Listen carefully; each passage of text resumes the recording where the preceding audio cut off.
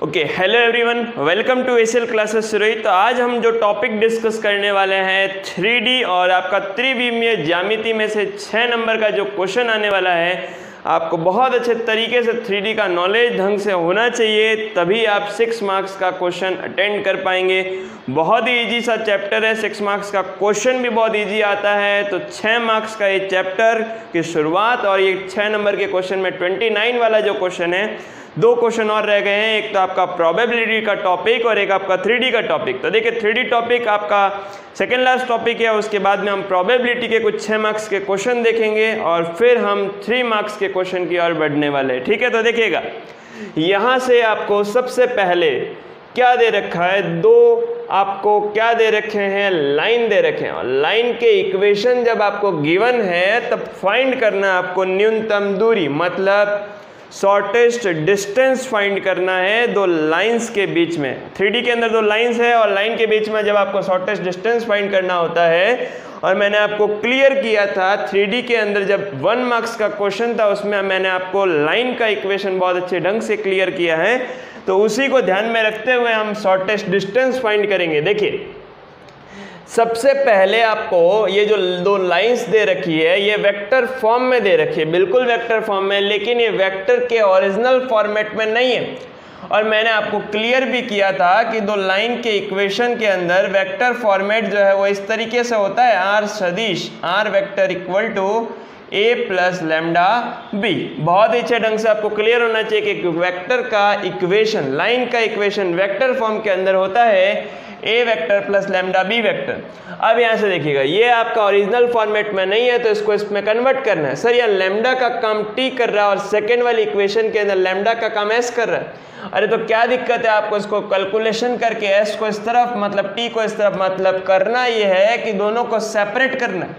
तो देखिए करेंगे कैसे, तो यहाँ से देखो r वेक्टर इक्वल टू जो बिना t वाले हैं उनको मैं लिख रहा हूँ। तो सबसे पहले हो गया आई कैप, नेक्स्ट बताइएगा माइनस का 2j कैप और नेक्स्ट बताइए प्लस का 3k कैप। क्लियर हो गया होगा। नेक्स्ट प्लस लैम्डा, और लैम्डा का काम यहाँ पे कर रहा है t, तो हम लिखेंगे यहाँ पर t बिल्कुल। तो देखिएगा t हो गया माइनस का आई कैप, नेक्स्ट बताइएगा प्लस का j कैप और यहाँ बताइए माइनस का 2k कैप। ठीक है, क्लियर होना चाहिए था आपका। वेक्टर का पहला इक्वेशन अगर आपको क्लियर है कि हमने इसको a प्लस लैम्डा बी मतलब जनरल जो आपका वेक्टर का इक्वेशन है, लाइन का इक्वेशन वेक्टर फॉर्मेट में, उसमें लेकर आए। नेक्स्ट देखिएगा r वेक्टर इक्वल टू यहाँ से हो गया i कैप, यहाँ से हो जाएगा माइनस का j कैप और यहाँ पर है माइनस का k कैप प्लस यहाँ पर लैम्डा का काम कौन कर रहा है, s। तो यहाँ देखिएगा आई कैप, नेक्स्ट बताइएगा प्लस का 2j कैप और यहाँ पे हो जाएगा माइनस का 2k कैप। जैसे ही आपके पास में दोनों इक्वेशन अगर आपके पास में लाइन के आ गए, तब आपको ये चेक करना है कि वो दोनों लाइंस जो है वो स्क्यू लाइन है या फिर पैरेलल लाइन है। अरे समझ आ रहा है ना, अगर ये दोनों स्क्यू लाइन से आपस में और ये दोनों अगर पैरेलल लाइन है तो फॉर्मूले दोनों में डिफरेंट होंगे। तो देखिए शॉर्टेस्ट डिस्टेंस फाइंड करने हैं तो 2 फॉर्मूले आपको पता होने चाहिए। सबसे पहले आप लाइन का इक्वेशन देखो वेक्टर फॉर्मेट में अगर है, अगर वेक्टर फॉर्मेट में नहीं है मतलब कार्टेशियन के अंदर है, तो फर्स्ट काम हमारा ये होगा कि उस कार्टेशियन वाला जो कार्तीय रूप का फॉर्म है हम उसको किस में कन्वर्ट करेंगे, वेक्टर फॉर्मेट में। ठीक है, तो वेक्टर फॉर्मेट में कन्वर्ट करना मैंने 1 मार्क्स के क्वेश्चन के अंदर आपको बहुत अच्छे ढंग से क्लियर किया है। तो देखिएगा जब भी आपको 2 वेक्टर इक्वेशन दे रखे लाइन के, तब आपको ये करना है, चेक ये करना है कि दोनों स्क्यू लाइन है या 2 पैरेलल लाइन है। तो देखिए यहाँ से समझ आ रहा है कि सर ये 2 पैरेलल तो नहीं है, क्योंकि देखिए b जो है वो पैरेलल वाला ही तो काम करता है, मतलब यही तो उसकी डायरेक्शन को बताता है। तो यहाँ से देखिएगा इस लाइन का b ये रहा, इस लाइन का ये रहा b, मतलब ये दोनों सेम नहीं है। अगर ये दोनों सेम हो जाते इसका मतलब यह है कि दोनों जो लाइंस है वो पैरेलल है। तो अभी फिलहाल हम जो क्वेश्चन कर रहे हैं न्यूनतम दूरी शॉर्टेस्ट डिस्टेंस के अंदर स्क्यू लाइंस का, स्क्यू लाइंस को हिंदी में बोलते हैं विषम तलीय रेखाएं। ये कौन सी रेखा है, बेसिकली विषम तलीय रेखाएं। और विषम तलीय रेखाओं में फॉर्मूला होता है s.d का A2 vector minus A1 vector dot B1 cross B2 और यहाँ पर आ जाएगा B1 क्रॉस B2 का परिमाण, और पूरे पे मॉडुलस लगाना है क्योंकि डिस्टेंस ऑलवेज पॉजिटिव, दूरी हमेशा धनात्मक होती है, इसीलिए धनात्मक रहने के लिए हमने मॉडुलस लगा दिया। अब देखिए इसमें एक एक चीज को फाइंड करेंगे। सर सबसे पहले हम A2 माइनस A1 फाइंड करें। देखो ये A1 है, ये B1 है, ये A2 और B2 नाम इसलिए दिए क्योंकि ये फर्स्ट इक्वेशन, ये second equation. Sir A1 A2 क्या है, तो A1 देखिएगा, A1 आपके पास में है i cap minus 2j cap plus 3k cap. अरे क्लियर। नेक्स्ट आपके पास में A1 की वैल्यू, नेक्स्ट आपके पास में A2 का वैल्यू है माइनस का i कैप प्लस का j कैप, सॉरी A2 का वैल्यू ये रहा i cap minus j cap minus का k कैप। सर B1 क्या है, तो B1 इक्वल टू, B1 की वैल्यू लिखो यहाँ से, माइनस का i कैप प्लस का j कैप माइनस का 2k कैप। नेक्स्ट B2 की वैल्यू, तो B2 हो गया i cap plus 2j cap minus 2k cap. तो देखिए ये आपको चारों अच्छे ढंग से क्लियर है, वैल्यू आपको इजीली फाइंड करनी है। तो देखिए इजी कैसे फाइंड करेंगे, हम एक एक स्टेप फाइंड करेंगे। तो सबसे पहला हमारा है A2 माइनस A1, सबसे पहले हमको फाइंड करना है A2 माइनस A1। तो A2 में से A1 को माइनस करो तो कोई दिक्कत नहीं है, i कैप में से i कैप गया तो कितना आएगा भाई, 0 i कैप। नेक्स्ट माइनस का j कैप माइनस का 2j कैप हो गया, माइनस का, देखो माइनस का j कैप और माइनस माइनस हो जाएगा प्लस, तो माइनस j कैप में से प्लस का 2j कैप मतलब प्लस का j कैप। नेक्स्ट माइनस के k कैप में से माइनस का 3k कैप गया तो आ जाएगा माइनस का 4k कैप। क्लियर। तो ये A2 माइनस A1 आपने फाइंड कर दिया। नेक्स्ट आपको फाइंड करना है B1 क्रॉस B2। तो देखिए B1 क्रॉस B2 कैसे फाइंड होगा, क्रॉस प्रोडक्ट मैंने आपको 1 मार्क्स के क्वेश्चन के अंदर बहुत अच्छे ढंग से क्लियर किया, तो उस वीडियो को अच्छे ढंग से देखिएगा। तो यहाँ से हो जाएगा B1 क्रॉस B2, और B1 क्रॉस B2 मतलब B1 और B2 की वैल्यू क्या क्या है, इसके कोफिशिएंट देखिए -1, 1 और -2, तो यहाँ लिखेंगे -1, 1 और -2। नेक्स्ट सेकेंड वाले के लिए तो 1, 2 और -2, यहाँ हो जाएगा 1, 2 माइनस का 2। तो यहाँ से इसको सॉल्व कर लीजिएगा। सबसे पहले आई कैप, तो आई कैप के साथ में हो जाएगा, ये हटा दीजिए तो कितना हो जाएगा माइनस का 2। इसको मैंने एक्सप्लेन किया ढंग से, देखिएगा वो वीडियो। माइनस का 2 और माइनस माइनस हो गया प्लस, तो प्लस का 4 माइनस का j, तो माइनस के j के अंदर -1 एंड -2 हो जाएगा प्लस का 2। अरे क्लियर हो रहा है ना, बहुत अच्छे ढंग से आपको समझ आना चाहिए। तो माइनस का 2 प्लस 4 माइनस j के अंदर हो जाएगा प्लस का 2, और ये हो जाएगा माइनस माइनस प्लस, और प्लस का k कैप, तो k कैप के साथ में हो जाएगा माइनस का 2 और माइनस का 1। तो ये अच्छे ढंग से आपको क्लियर होना चाहिए। क्रॉस प्रोडक्ट जो है वो मैंने आपको 1 मार्क्स के क्वेश्चन के अंदर बहुत अच्छे ढंग से क्लियर किया है, तो वीडियो को आप अच्छे ढंग से देखेंगे तो आपको क्लियर हो जाएगा क्रॉस प्रोडक्ट। अब यहाँ कितना हो गया 2i कैप, यहाँ से हो जाएगा 4j कैप, 2 + 2 4, और ये यहाँ आपका माइनस साइन रहेगा, ठीक है। और नेक्स्ट बताइए, नेक्स्ट है आपका माइनस का 3k कैप। अब इसका परिमाण भी, इसका मैग्नीट्यूड भी हम फाइंड कर लेते हैं। तो B1 क्रॉस B2 का परिमाण हो जाएगा √2 का स्क्वायर प्लस -4 का स्क्वायर प्लस -3 का स्क्वायर, तो ये हो गया 4 + 16 + 9 मतलब हो गया √29। ठीक है, तो हमने इसका मैग्नीट्यूड भी फाइंड कर दिया। बस आपको ये फॉर्मूला लगाना है शॉर्टेस्ट डिस्टेंस का S.D। लेकिन उससे पहले हम एक काम करते हैं, इनका डॉट प्रोडक्ट भी तो करवा देते हैं। तो देखो यहीं पे कर लेते हैं A2 माइनस A1, और डॉट करवाना है आपको B1 क्रॉस B2 से। तो B1 क्रॉस B2 से इसका डॉट प्रोडक्ट हो रहा है। तो देखिए A2 माइनस A1 आपने यहाँ से फाइंड किया, B1 क्रॉस B2 हमने यहाँ से फाइंड किया, डॉट कराओ ना। तो 0i cap plus j cap minus 4k cap, ये तो आपका A2 माइनस A1 है। और नेक्स्ट B1 क्रॉस B2 आपके पास में है 2i cap minus 4j cap minus 3k cap. तो यहाँ से देखिए मल्टीप्लाई कीजिए, 0 का मल्टीप्लाई 2 से, 0 डॉट ये 2 हो गया, मतलब ये 0i कैप, i कैप तो आएगा ही नहीं क्योंकि अधिस गुणा है ना, i cap dot i cap 1। Next j cap minus 4j cap, ये माइनस का 4 माइनस का 4 माइनस का 3 हो जाएगा प्लस का 12, 12 में से 4 गया, कितना आ जाएगा भाई 8। तो यहाँ से इसका जो डॉट प्रोडक्ट आया है वो आपका 8 आया। तो देखिए लास्ट एस डॉट डी का फॉर्मूला, शॉर्टेस्ट डिस्टेंस का फॉर्मूला है a2 minus a1 dot b1 cross b2, जो हमने फाइंड कर दिया, कितना आया भाई 8। और सिमिलर फॉर्म में इसका मैग्नीट्यूड सर कितना आया √29। तो ये आपका बेसिकली शॉर्टेस्ट डिस्टेंस का फॉर्मूला है, बहुत ही ज़्यादा इंपॉर्टेंट और आपको इसको अच्छे ढंग से क्लियर होना चाहिए। लेकिन सबसे पहले मैं एक बार वापस क्लियर कर देता हूं, जब भी आपको लाइन का इक्वेशन दिया रहता है तो वो कौन से फॉर्मेट में चेक कीजिए। अगर वो कार्टेशियन में है तो उसको वेक्टर में लाइए, वेक्टर फॉर्मेट में जैसे ही कन्वर्ट होता है उस कंडीशन में आपको ये चेक करना है कि वो दोनों जो लाइन्स है वो कौन सी है। तो दोनों लाइन्स यहाँ से पता लगा कि b1 is not equal to b2, मतलब ये सर ये स्क्यू लाइन्स है।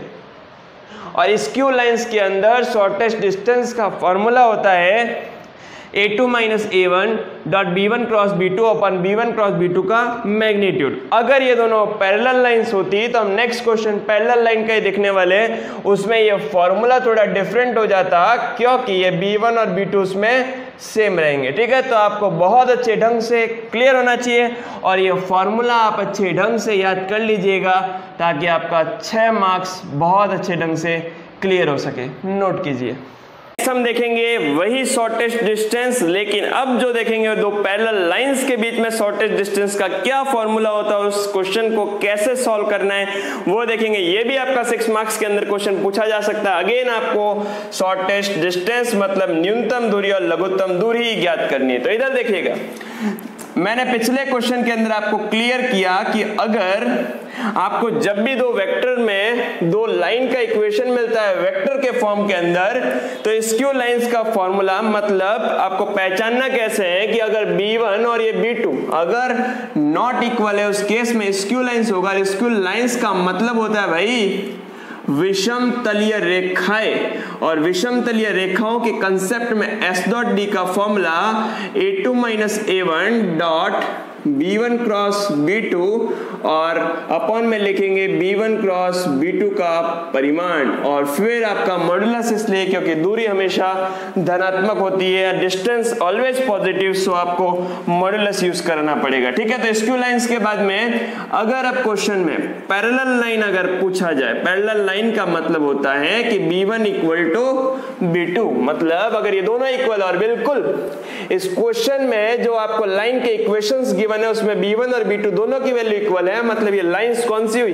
तो फर्स्ट पॉइंट तो हमने बिल्कुल पकड़ लिया कि ये लाइन आपकी पैरेलल लाइन है, और पैरेलल लाइन में फॉर्मूला होता है s डॉट डी का a2 b cross a2 minus a1, मतलब यहां तो सिर्फ b है ना, एक ही तो वेक्टर है। अरे भाई b1 और b2 तो दोनों एक ही हो गए, तो मतलब तो सिर्फ b तो बचेगा, तो b cross a2 minus a1 और अपॉन में आ जाएगा b का परिमाण, b का मैग्नीट्यूड। तो ये आपका s डॉट डी का formula in case of parallel lines, और ये आपका s डॉट डी का formula in case of skew lines. तो यहां से हम देखेंगे बहुत ही इंपॉर्टेंट सा कंसेप्ट पैरेलल लाइन के ऊपर, और पैरेलल लाइन जब भी हमने नोट कर ली तब उस कंसेप्ट में आप s डॉट डी का फॉर्मूला लगाएंगे b cross a2 minus a1 b का मैग्नीट्यूड और मॉडुलस, क्योंकि मॉडुलस इससे लगा क्योंकि दूरी आपका हमेशा धनात्मक होगा। क्लियर, तो यहां से हम एक एक स्टेप से ही फाइंड करेंगे सर a2 माइनस a1 क्या होगा। तो a2 ये रहा, a1 ये रहा, तो a2 में से a1 माइनस करो ना, तो 3 में से 1 गया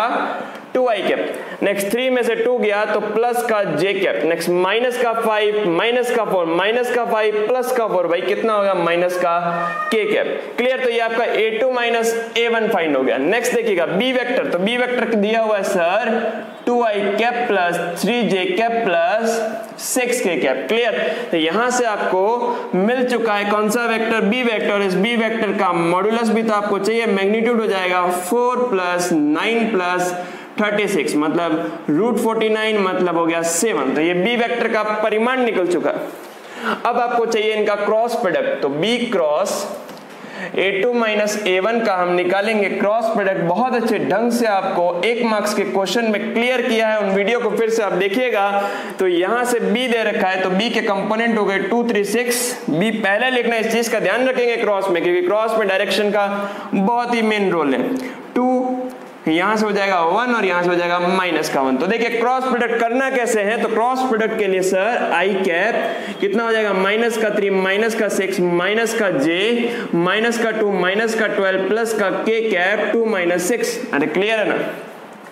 तो यहां से देखो ये हो जाएगा -9 आई कैप, ये हो जाएगा आपका कितना -14 तो प्लस का 14 जे कैप और यहां से हो जाएगा -2 -6 -4 k कैप। क्लियर। तो यहां से आपको क्या करना है, अगला स्टेप आपको दिखाई, देखो तो 2 यहां से हो गया 2 -6 -4 तो -4 k कैप आपका क्रॉस प्रोडक्ट आ गया। अब HD का फॉर्मूला ये कह रहा है तो इससे पहले इसका मैग्नीट्यूड भी तो निकाल लो। तो देखिए B क्रॉस A2 A1 का मैग्नीट्यूड हो जाएगा √81 196 और ये हो गया 16। अब इसको अब जब आप सॉल्व करोगे तो आपका हो गया 81 और ये हो गया 6 87 और 97 196 और 97 हो गया 3 और ये टोटल हो गया 293। तो ये आपका हो गया 293। तो फाइनली हम SD निकालेंगे क्योंकि SD को वेक्टर में तो नहीं लिख सकते ना, वेक्टर में नहीं लिख सकते क्योंकि इसका मैग्नीट्यूड चाहिए, डायरेक्शन में तो वेक्टर थोड़ी आएगा, यहाँ पर डिस्टेंस में वेक्टर नहीं आएगा। आपको तो एक न्यूमेरिकल वैल्यू चाहिए, तो न्यूमेरिकल वैल्यू आ गई √293 डिवाइडेड बाय B का मैग्नीट्यूड है आपका 7। तो बहुत ही इंपॉर्टेंट दोनों ही फॉर्मूले, अगर आपको दोनों फॉर्मूले अच्छे से क्लियर है S.D शॉर्टेस्ट डिस्टेंस का, तो आपका बिल्कुल 6 मार्क्स कवर होने वाला है। तो देखिए याद क्या रखना है आपको, सिर्फ और सिर्फ कि जब भी आपको वेक्टर के फॉर्म में दो लाइन के इक्वेशन मिले तो आप सबसे पहले ये चेक करो कि सर ये क्या है। तो यहाँ आपको बिल्कुल क्या देखने को मिल रहा है, B1 और B2 अगर इक्वल है तो सर पैरेलल लाइन है, पैरेलल लाइन में फॉर्मूला होगा B cross A2 A1 upon B का मैग्नीट्यूड और पूरे का मॉड्यूलस। और सेम कंसेप्ट में अगर ये B1 और B2 अगर अनइक्वल है तो इस केस में S.D का formula A2 A1 dot B1 cross B2 upon B1 cross B2 का मैग्नीट्यूड। तो ये शॉर्टेस्ट डिस्टेंस के दोनों ही फॉर्मूले स्क्यू लाइन और पैरेलल लाइन दोनों ही केस में अगर आपको क्लियर है तो ये आपका टॉपिक बहुत अच्छे ढंग से समझ में आना चाहिए, आपको नोट कीजिए। ओके, नेक्स्ट क्वेश्चन देख रहे हैं हम 3D टॉपिक में से। 3D टॉपिक जो है आपका प्रतिच्छेद बिंदु, और प्रतिच्छेद बिंदु का जो टॉपिक है वो बहुत ही ज्यादा इंपॉर्टेंट कि दो लाइन आपको 3D में दे रखा है और दोनों लाइन अगर एक दूसरे को इंटरसेक्ट करेगी तो हमको उसका इंटरसेक्शन पॉइंट भी निकालना, और उन दोनों लाइन जब आपका इंटरसेक्ट कर रही है तो उसको प्रूव भी करना है। तो देखिएगा बहुत ही ज्यादा इंपॉर्टेंट क्वेश्चन, 6 मार्क्स के क्वेश्चन के अंदर हम अगेन एक नया टॉपिक प्रतिच्छेद बिंदु। तो देखिएगा क्वेश्चन आपको दे रखा है, एक R vector equal to I cap plus J cap minus K cap plus lambda 3 I cap minus J cap 4 I cap minus K cap plus mu 2 I cap plus 3 K cap.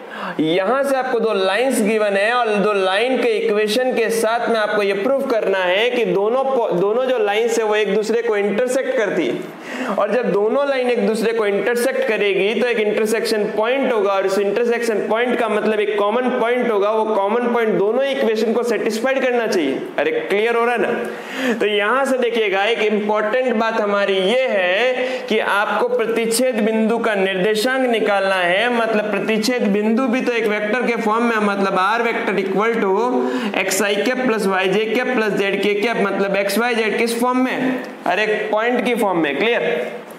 अब देखेंगे ये आपका are vector है, ये भी आपका are vector, then आपको करना क्या है, यहां से दोनों का कॉमन पॉइंट निकालना, मतलब प्रूफ करना है। तो देखिए हम प्रूफ करेंगे इसको। तो दोनों इक्वेशंस को आपको, ये भी आर है ये भी आर वेक्टर, मतलब I cap plus J cap minus K cap plus का lambda 3 I cap minus J cap equal to 4 I cap minus K cap plus mu 2 I cap plus 3 K cap. ठीक है, तो ये लिख लिया आपने दोनों को इक्वल। अब देखिए क्या कर रहे हैं, अब हम आई कैप के कोफिशिएंट को एक साथ लिख रहे हैं, मतलब 1 प्लस 3 लैम्डा आई कैप, नेक्स्ट बताइए 1 माइनस लैम्डा जे कैप, और नेक्स्ट माइनस का के कैप तो है ही। इधर बताइएगा यहां पर हो गया 4 प्लस 2 म्यू आई कैप। नेक्स्ट आपके पास में देखिएगा 4 + 2 म्यू आई कैप आ गया। जे कैप तो है ही नहीं तो इसको लिखो ना आप सर 0 जे कैप। और नेक्स्ट देखिएगा, नेक्स्ट आपका के कैप का टर्म है तो देखिए के कैप के टर्म के अंदर माइनस का 1 और माइनस का 1 यहां से आया और यहां से आया प्लस का 3 म्यू के कैप। देखिए दोनों वेक्टर जब इक्वल है, दोनों वेक्टर जब समान सदिश है तब इनमें क्या होने वाला है, इनमें जो आई कैप जे कैप और के कैप है ना उनका कोफिशिएंट का कंपैरिजन होगा। तो देखो कोफिशिएंट के कंपैरिजन से सर यहाँ पे हमको एक इक्वेशंस मिलेंगे, तो इक्वेशन से इन लैम्डा और म्यू की वैल्यूज निकलेगी। अरे कैसे, तो देखिए 1 + 3 लैम्डा को इक्वल रखेंगे 4 + 2 म्यू के, फर्स्ट इक्वेशन बन गया। ठीक है, नेक्स्ट बताइए 1 - लैम्डा = 0 और नेक्स्ट इक्वेशन बताइए -1 = -1 + 3 म्यू। एक बार फिर से देख लीजिएगा, आई कैप का कोफिशिएंट 1 + 3 लैम्डा, आई कैप का कोफिशिएंट 4 + 2 म्यू, दोनों का इक्वल रखा। जे कैप का 1 - लैम्डा, यहाँ जे कैप 0 मतलब 1 - लैम्डा = 0। यहाँ के कैप का गुणांक -1 है, यहाँ के कैप का गुणांक -1 + 3 म्यू। अब देखिए यहाँ से सर लैम्डा की वैल्यू तो डायरेक्ट फाइंड हो रही है, लैम्डा = 1 और यहां से सर -1 से -1 कैंसिल मतलब म्यू की वैल्यू भी डायरेक्ट फाइंड हो रही है, म्यू = 0। तो जब सर लैम्डा और 1 म्यू = 0 दोनों इक्वेशन को सेटिस्फाइड अगर ये इक्वेशन करता है तो इसका मतलब आपका एकदम ये दोनों रेखा एक दूसरे को प्रतिच्छेद करती है, क्योंकि ये आपका कौन सा पॉइंट है भाई, कॉमन पॉइंट, तभी तो इन दोनों इक्वेशन को सेटिस्फाइड करना चाहिए। लैम्डा और म्यू अननोन वैल्यू, अरे भाई लैम्डा और म्यू दोनों अननोन थे, उनको नोन बना दिया। उन दोनों वैल्यू को इस इक्वेशन के अंदर जब आप पुट करेंगे, अगर वो इक्वेशन एक दूसरे को सेटिस्फाइड करता है मतलब left hand side = right hand side, इसका कहने का मतलब ये है कि दोनों लाइंस एक दूसरे को इंटरसेक्ट करेगी, दोनों लाइन एक दूसरे को प्रतिच्छेद करेगी तो एक कॉमन पॉइंट निकलेगा ना। तो हमारा प्रूफ तो हो गया कि वो प्रतिच्छेद बिल्कुल करती है, हमको बस वो प्रतिच्छेद बिंदु मतलब इंटरसेक्शन पॉइंट फाइंड करना। तो देखिए कैसे करना, यहां से अगर लैम्डा की वैल्यू 1 रखेंगे सपोज, तो 1 + 3 × 1 मतलब सर लेफ्ट हैंड साइड 4 है, म्यू की वैल्यू 0 रखोगे तो ये भी 4 है, left hand side = right hand side मतलब यहां हम ऐसे लिखेंगे कि लैम्डा = 1 और म्यू = 0। ये इस समीकरण को क्या करते हैं, इसको एक समीकरण इक्वेशन दे देते हैं हम, इक्वेशन नंबर 1, समीकरण 1 को क्या करते हैं, संतुष्ट करते हैं। ठीक है, सेटिस्फाइड करते हैं। तो इसका मतलब दोनों जो लाइंस है, दोनों रेखाएं, अतः दोनों रेखाएं, यहां लिखना अतः दोनों रेखाएं एक दूसरे को इंटरसेक्ट करती है, एक दूसरे को प्रतिच्छेद करेगी, दोनों रेखाएं एक दूसरे को प्रतिच्छेद करेगी। तो यहां से देखिए ये आपका प्रूफ तो हो गया, लेकिन प्रूफ होने के बाद हमारा मोस्ट इंपॉर्टेंट कंसेप्ट प्रतिच्छेद बिंदु के निर्देशांक। तो देखिए आप चाहे इस इक्वेशन के अंदर रखो, इसको 1 दे देते हैं, इस इक्वेशन को 2 और ये जो हमने इक्वेशन लिखा था इसको हम 3 दे देते हैं। ठीक है, तो इस समीकरण 3 को ये लैम्डा और म्यू की वैल्यू संतुष्ट करते हैं, इसीलिए दोनों प्रतिच्छेद करेगी। और अब लैम्डा की वैल्यू यहां रखो या म्यू की वैल्यू यहां रखो, दोनों सेम ही आएगी, तभी तो ये प्रतिच्छेद करे, तभी तो भाई कॉमन पॉइंट निकलेगा। तो चाहे आप लैम्डा का वैल्यू रखो चाहे म्यू का वैल्यू रखो, आपका आंसर सेम आने वाला। तो देखिए हम यहाँ म्यू रख देते हैं ताकि म्यू से कैलकुलेशन इजी हो जाएगा। तो यहां से समीकरण 2 में म्यू = 0 रखने पर, तो म्यू की वैल्यू जैसे ही 0 रखोगे तो r vector = 4i cap minus K cap, और यहां तो ऑलरेडी म्यू, तो म्यू मतलब 0, तो r vector = 4i cap minus K cap. अब बात सुनिए सर, लैम्डा = 1 रखेंगे इस इक्वेशन में तो भी यही आएगा, बिल्कुल आएगा। देखो चेक करो ना, लैम्डा की वैल्यू 1 रखी तो 3i cap plus i cap हो गया ना 4i कैप, जे cap minus J cap, lambda 1 है तो जे कैप से जे कैप कैंसिल, तो देखो जे कैप तो है ही नहीं, और नेक्स्ट माइनस का के कैप, तो माइनस का के कैप बिल्कुल है। तो चाहे लैम्डा = 1 रखो चाहे म्यू = 0 रखो, भाई इक्वेशन तो सेम ही आएगा, तभी तो इंटरसेक्शन पॉइंट आ रहा है, तभी तो ये दोनों रेखा एक दूसरे को प्रतिच्छेद कर रही है। तो यहां से देखेंगे r vector = 4i cap minus K cap, इसको सर पॉइंट फॉर्म में लिखना है तो इसको ढंग से लिखते हैं, r vector = 4i cap plus 0j cap minus K cap. तो अतः अतः इंटरसेक्शन जो पॉइंट है, अतः प्रतिच्छेद बिंदु के जो निर्देशांक है वो आपके पास आ जाएंगे 4, x का मान 4, y का मान 0 और z का मान आ गया -1। तो बहुत ही ज्यादा इंपॉर्टेंट सा क्वेश्चन, आपको 2 पॉइंट इसमें फाइंड करने थे। फर्स्ट आपको प्रूफ करना था 3 मार्क्स, और दूसरा आपका प्रतिच्छेद बिंदु का निर्देशांक निकालना था 3 मार्क्स। तो 3 और 3 मिला के हो गया ना 6। तो बहुत ज्यादा इंपॉर्टेंट 6 मार्क्स की दृष्टि से प्रतिच्छेद बिंदु के निर्देशांक आपको निकालना आना चाहिए। ओके, 3D में ही बहुत ही इंपॉर्टेंट 6 मार्क्स के अंदर जो क्वेश्चन बनता है, बहुत ही ज्यादा इंपॉर्टेंट, लंब की लंबाई निकालने वाला। मतलब एक बिंदु से किसी रेखा पर डाले गए लंब की लंबाई अगर आपको फाइंड करनी हो तो ये बहुत ज्यादा इंपॉर्टेंट क्वेश्चन रहता है। मतलब एक परपेंडिकुलर डिस्टेंस निकालनी है आपको, और परपेंडिकुलर डिस्टेंस कैसे फाइंड करना है आपको, उस चीज को इस क्वेश्चन से हम समझेंगे। ठीक है, तो देखिएगा, एक आपको कंसेप्ट प्रोवाइड करवा देता हूं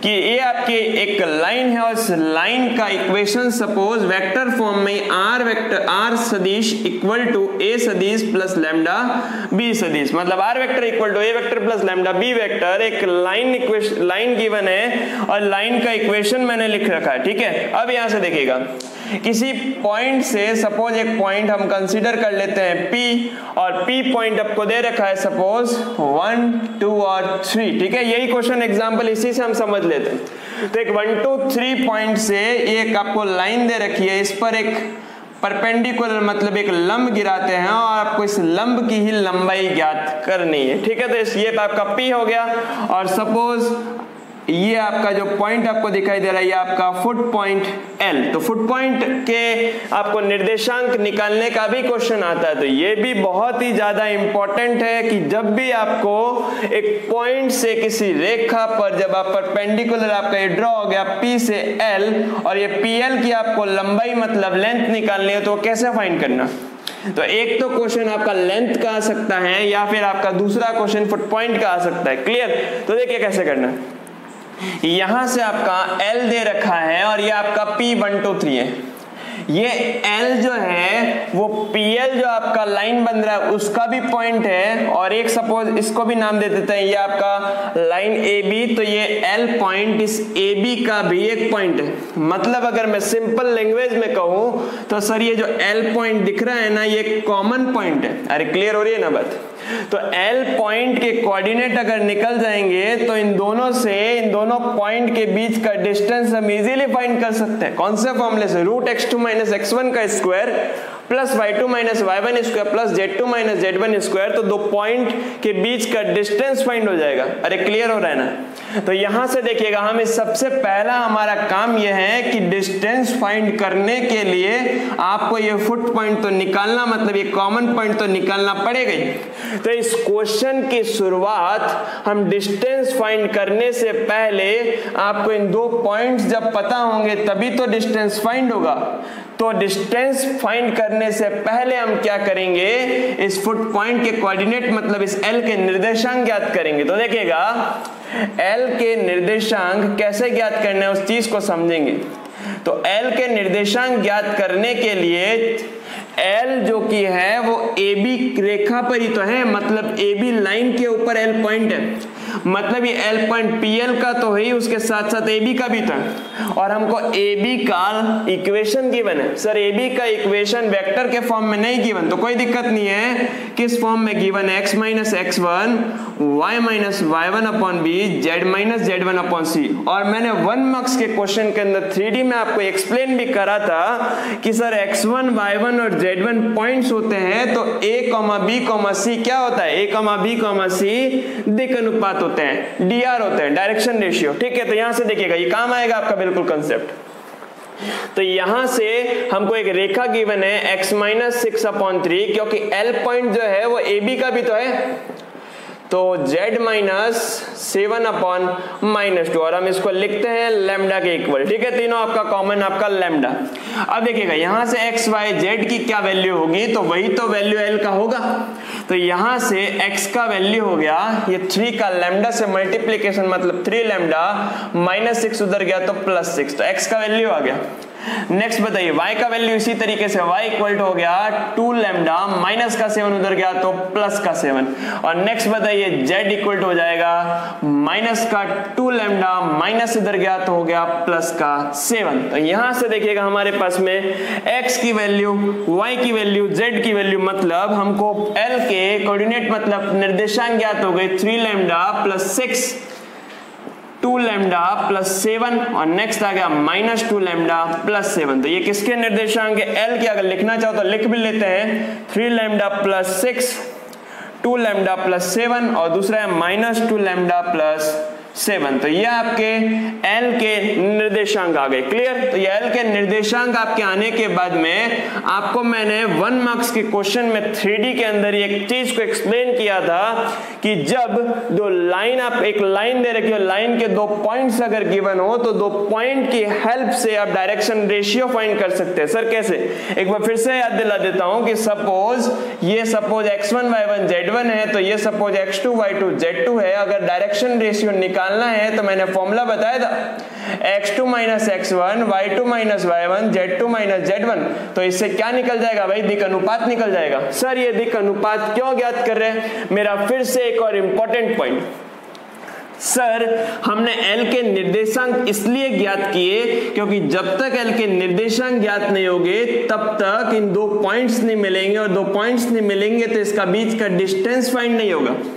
तो L निकालना जरूरी था, लेकिन L के अंदर ये लैम्डा सर बहुत ज्यादा दिक्कत दे रहा है। तो इस लैम्डा की वैल्यू हमको फाइंड करने के लिए कुछ रिलेशंस लगाने पड़ेंगे, और वो रिलेशन हमको इस वर्ड से मिलेगा। सर ये बहुत ज्यादा इंपॉर्टेंट वर्ड, और मैंने इस वर्ड को 1 मार्क्स के क्वेश्चन के अंदर भी आपको एक्सप्लेन किया था कि जब भी लंबवत का केस बनता है तब 3D में लंब का एक केस होता है, उस चीज को मैं एक्सप्लेन करूंगा। तो यहां हम वही चीज कर रहे हैं कि L का निर्देशांक फाइंड किया, तो L के निर्देशांक में लैम्डा आया, और लैम्डा सर दिक्कत दे रहा है क्योंकि विदाउट लैम्डा, यहां पर अगर लैम्डा है तब तो यहां पर पॉइंट हम दोनों का डिस्टेंस कैसे फाइंड करेंगे, क्योंकि लैम्डा तो अननोन वैल्यू है। तो इसी लैम्डा को फाइंड करने के लिए हमने दिमाग लगाया कि क्वेश्चन ने वर्ड दिया लंब, और लंब का रिलेशन हम दिक् अनुपात dr के अंदर बिल्कुल देखते हैं। तो 2 पॉइंट्स के बीच का dr हम इजीली इस फॉर्मूले से निकाल सकते हैं। तो यहां से हम लिखेंगे कि जो लाइन PL है उसके हम दिक् अनुपात लिख रहे हैं। दिक् अनुपात का मतलब होता है dr, और वो dr हो जाएगा, डायरेक्ट मैं फाइंड करूंगा 3 लैम्डा प्लस 6 में से 1 गया, तो 3 लैम्डा प्लस 6 में से 1 गया तो हो जाएगा 3 लैम्डा प्लस 5। नेक्स्ट बताओ, 2 लैम्डा प्लस 7 में से 2 गया तो हो जाएगा 2 लैम्डा प्लस 5। नेक्स्ट हो जाएगा माइनस 2 लैम्डा प्लस 7 में से 3 गया तो माइनस का 2 लैम्डा प्लस का 4। तो ये किसके दिक् अनुपात आ गए? PL जो है आपका लाइन, उसके दिक् अनुपात आ गए। अब देखिए सर ये AB इक्वेशन गिवन है ना, तो इसके तो हमको डायरेक्ट दिक् अनुपात मिल जाएंगे। अरे मैंने आपको 1 मार्क्स के क्वेश्चन के अंदर क्लियर किया, इसीलिए मैं कह रहा हूं सारे वीडियो को बहुत ढंग से देखिए।